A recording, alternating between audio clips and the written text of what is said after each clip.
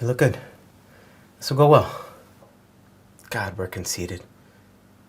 You look good, but you can't get an ego. You don't deserve one. Thank you. You're welcome. So, how was your day? Looks good. Yeah. This is awkward. What should we say? This was such a lovely short film. I really liked the concept and how they used the reflections to show what these characters were really thinking. And I thought it was so creative how they used different objects as they moved throughout the apartment. It was such a great way to show that you can't ever get away from your anxiety, no matter how much you want to sometimes. And I thought that this piece was so relatable. Like, I've been married for a really long time, but I do remember those first date jitters and how nerve wracking they can be. And I think it's easy to forget that no matter how calm and collected the other person may appear, they're probably feeling some of what you're feeling too. And I think that even outside of dating, this idea can be applied to any kind of social situation, jobs, parties, high school. It's a universal thing, and that's the beauty of this piece. Everybody has their doubts about themselves sometimes, so it's a good reminder to just be gentle with yourself and be gentle with others too. I really, really like this piece. Stream of consciousness was relatable. Uh, I really liked it because like I've been in those shoes. I've been in my head. I've been on dates with girls, and I've been in my head, and I mean it perfectly captures like the thought process of a first date of like your own insecurities and your own doubts. Meanwhile, she has her own doubts and her own insecurities, and like that crossover. It reminded me of that J. Cole song, Wet Dreams, or yeah, Wet Dreams, when he's like, I never did this before. I never did this before. I never did this before. Come to find out, she's never did it before. He's peacocking this whole time. Come to find out, she's peacocking the whole time too. Really clever, really well done. So, good job. Watching Stream of Consciousness, I thought that the idea of the consciousness being present in a mirror or another reflective object was very well executed visually, and that we could still clearly follow the conversation that was being had between Cole and his date, despite there being the side conversation that he was having with himself.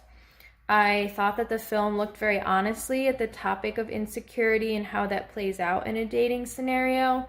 And I liked that each of the characters had the opportunity in this film to be brave and be honest about how they were feeling, because that led to ultimately a more positive result and outcome for the potential of their relationship. And I think that that is valuable for people to see, because it's potentially something, insecurity, that a lot of us struggle with in a dating scenario. I really, really, really enjoyed this. I thought that it was really well done. I really liked how they filmed not only the kind of present character, but then how they also filmed the inner stream of consciousness, uh, what kind of the inner thoughts were. And they made really good use of not just mirrors, but like glass reflective surfaces. And it didn't feel overly like placed with where they were, that they didn't feel like they just like unnecessarily placed a mirror or something like that into a scene so they could have the reflective surface. It felt very natural, the staging of it, which I really enjoyed. I thought that it moved well, and then going back and kind of having her point of view added at the end was a really nice note. I thought it was good. Very key performances. You get to hear their subtext, which is a lot of fun. I also really like the casual apartment setting and the touching resolution at the end.